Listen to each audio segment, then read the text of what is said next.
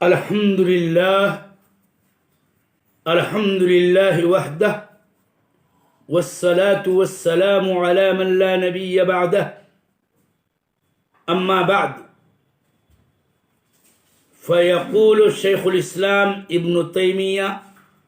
رحمه الله تعالى في آخر كتابه: لكن لما أخبر النبي صلى الله عليه وسلم أن أمته ستفترق على 73 فرقة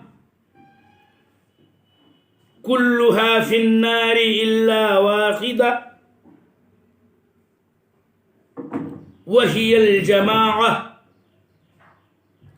وفي حديث عنه صلى الله عليه وسلم: هم من كان على مثل ما أنا عليه اليوم وأصحابي. صار المتمسكون بالإسلام المحض الخالص عن الشوب هم أهل السنة والجماعة، وفيهم الصديقون والشهداء، وفيهم الصالحون، وفيهم أعلام الهدى ومصابيح الدجى، أولو المناقب الماثورة والفضائل المذكورة، وفيهم الأبدال، وفيهم أئمة الدين الذين أجمع المسلمون على هدايتهم ودرايتهم، وهم الطائفة المنصورة الذين قال فيهم النبي صلى الله عليه وسلم: لا تزال طائفة من أمتي على الحق ظاهرين لا يضرهم من خذلهم ولا من خالفهم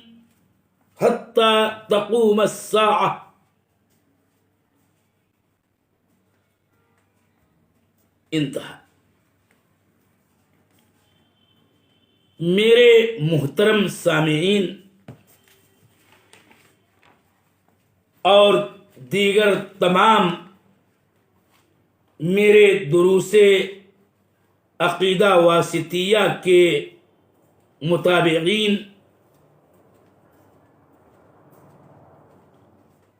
یہ شیخ الاسلام ابن تیمیہ رحمہ اللہ کی کتاب العقیدۃ الواسطیہ کی بالکل آخری عبارت ہے، جس کو میں نے آج پڑھنے کی ابھی سعادت حاصل کی ہے، اور اس کے بعد پھر ان کی بہترین جامع دعا ہے جس پر کتاب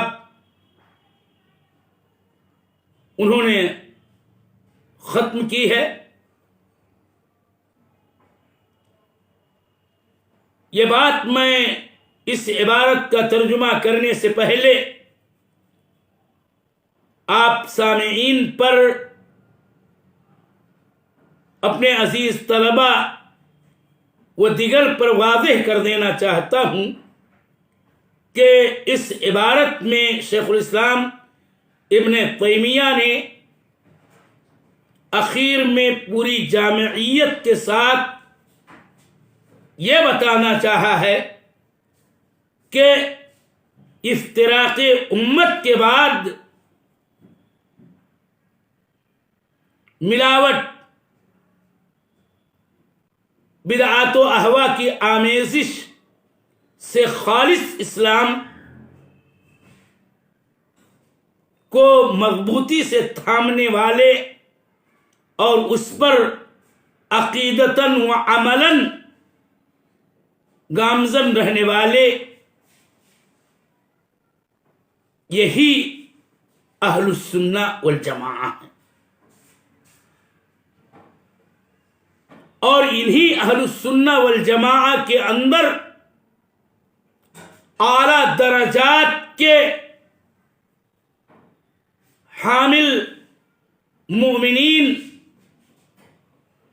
جن کے اپنے مخصوص القاب ہیں، انہی اہل السنہ والجماعہ ہی میں ہوتے ہیں۔ اور یہ بات بتانی چاہیے کہ یہی فرقہ ناجیہ، یہی اہل السنہ والجماعہ، یہی طائفہ منصورہ ہیں جن کی شان میں نبی صلی اللہ علیہ وسلم نے فرمایا تھا کہ میری امت کا ایک طائفہ حق پہ ظاہر و غالب قائم و دائم رہے گا، ان کی بے یاری کرنے والے، ان کی مخالفت کرنے والے ان کو نقصان نہ پہنچائیں گے تاکہ قیامت قائم ہو جائے۔ اس طرح سے یہ عبارت حد درجہ اہمیت کی حامل ہے کہ اپنی اس کتاب میں شیخ الاسلام ابن تیمیہ نے فرقہ ناجیہ اہل السنہ والجماعہ کے اجمالی ایمان اور ایمان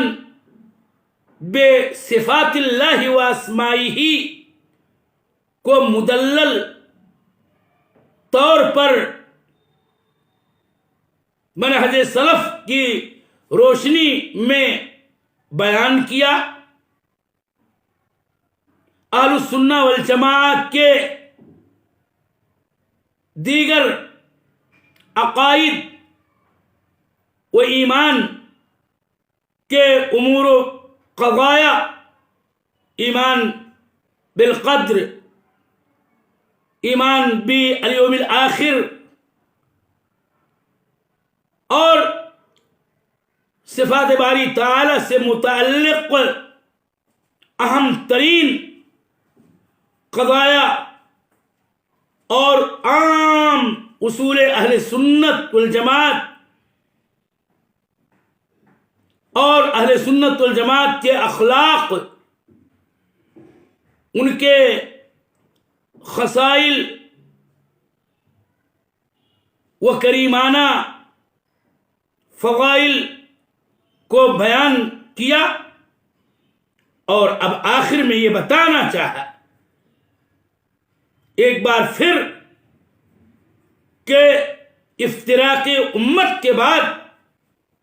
فرقہ ناجیہ جو خالص اسلام کو اختیار کرنے والے اور اس کو مضبوطی سے تھامنے والے ہیں، یہی اہل السنہ والجماعہ ہیں کہ جن کے عقائد و اصول و مبادی اور ان کے اخلاق و خصائل کا تذکرہ سابقہ سطور میں کتاب کے بیان ہوا، یہی تو اہل السنہ والجماعہ ہیں۔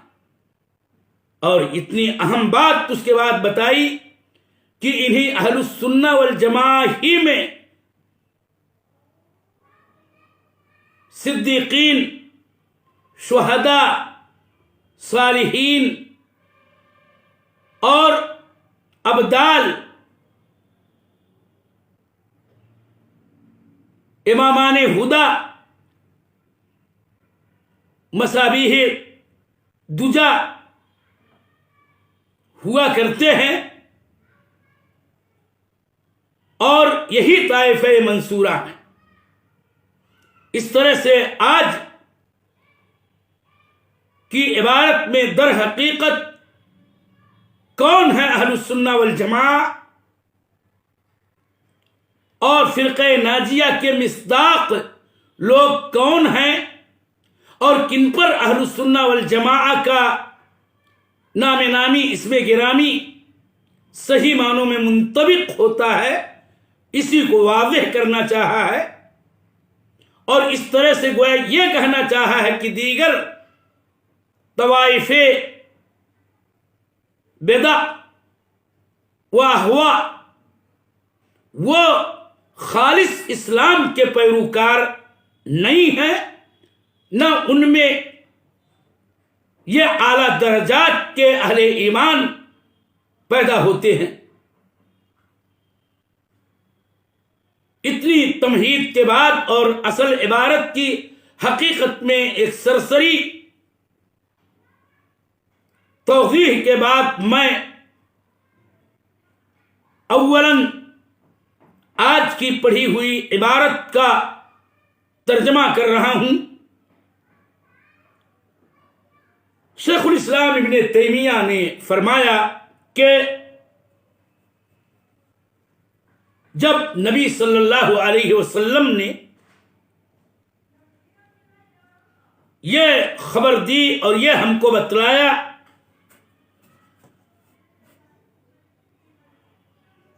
کہ ان کی امت 73 فرقوں میں بٹے گی اور سارے فرقے نار میں ہوں گے،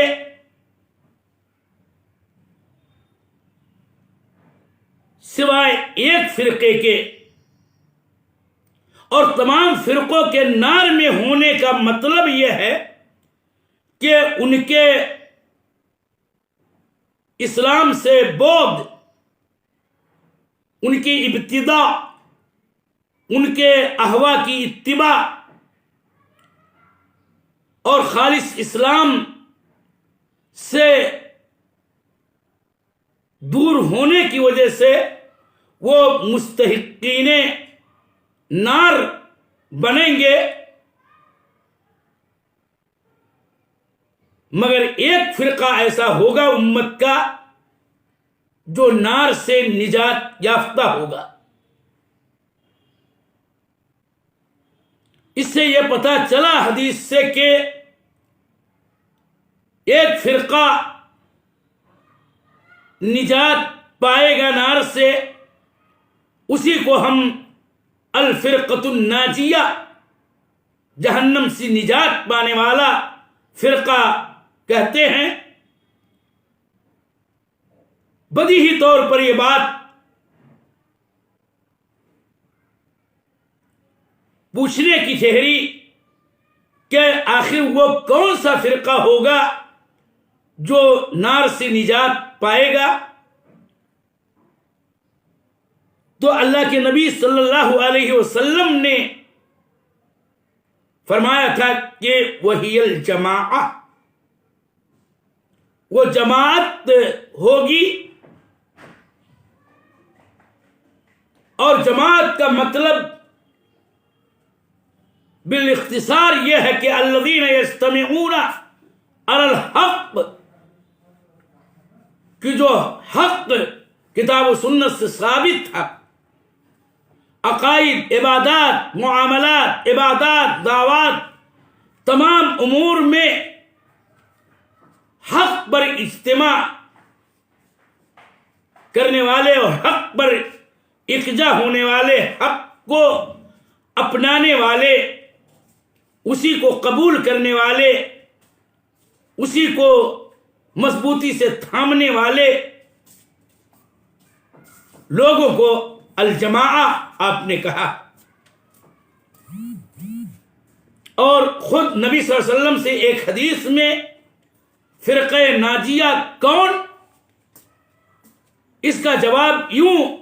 اللہ کے نبی صلی اللہ علیہ وسلم سے ثابت ہے کہ جماعت اور فرقہ ناجیہ، جماعت اور فرقہ ناجیہ وہ کہ جو اس عقیدہ و عمل کے سے عقیدہ و عمل پر ہوں گے جس پر آج میں ہوں اور میرے اصحاب ہیں۔ بڑی ہی اہم ترین بات ہے کہ فرقہ ناجیہ کی اپنی اصل صفت اصل ہے، یہ کسی کا مخصوص نام والی بات نہیں ہے کہ فلاں فرقہ ناجیہ کا ہے، بلکہ جو بھی اس وصف پر پورا اترے گا کہ اسی عقیدہ و عمل کی شاہراہ پر ہوگا جس عقیدے پر خود نبی صلی اللہ علیہ وسلم تھے اور آپ کے اصحاب تھے، انہی کے سے عقیدہ و عمل کی ڈگر المحجۃ البیضاء پر جو ثابت و گامزن ہوں گے وہی فرقہ ناجیہ ہیں۔ تو جب یہ بات اللہ کے نبی صلی اللہ علیہ وسلم نے بتائی تو اس سے پتہ چلا کہ گویا ملاوٹ سے خالص اسلام کو مضبوطی سے تھامنے والے ہی اہل السنہ والجماعہ ہیں۔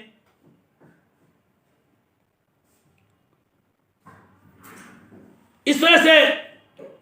اس عبارت میں شیخ الاسلام ابن تیمیہ رحمہ اللہ نے اہل السنہ والجماعہ کی کامل اور صحیح اور جامع مدلل تعریف کی ہے، اور شیخ الاسلام ابن تیمیہ رحمہ اللہ کی یہ تعریف بالکل درست ہے، مدلل ہے، جامع اور مختصر ہونے کے ساتھ ساتھ۔ گویا سوال اگر یہ کیا جائے میرے محترم سامعین کہ من ہم اہل السنہ والجماعہ، تو اس کا مختصر سا جواب یہ ہے کہ المتمسکون بالاسلام المحض الخالص عن الشوب ہم اہل السنہ والجماعہ، بالکل پیور ملاوٹ سے خالی بدعات، اہواء، محدثات کی آمیزشوں اور دیگر آثام و معاصی سے پاک خالص اسلام کو مضبوطی سے تھامنے والے یہی اہل السنہ والجماعہ ہیں۔ اس تعریف کا ایک تقاضا ہے کہ وہ فرق و طوائف جن کے اسلام کے اندر ملاوٹ ہے، جن کا اسلام مشوب بالاہواء والبدع والخرافات والخزعبلات ہے، ان کا شمار اہل السنہ والجماعہ میں نہ ہو، اس لیے کہ ان کے تمسک بالاسلام میں ملاوٹ ہے، انہوں نے اسلام کے اندر اپنے ایمان و عقائد کے اندر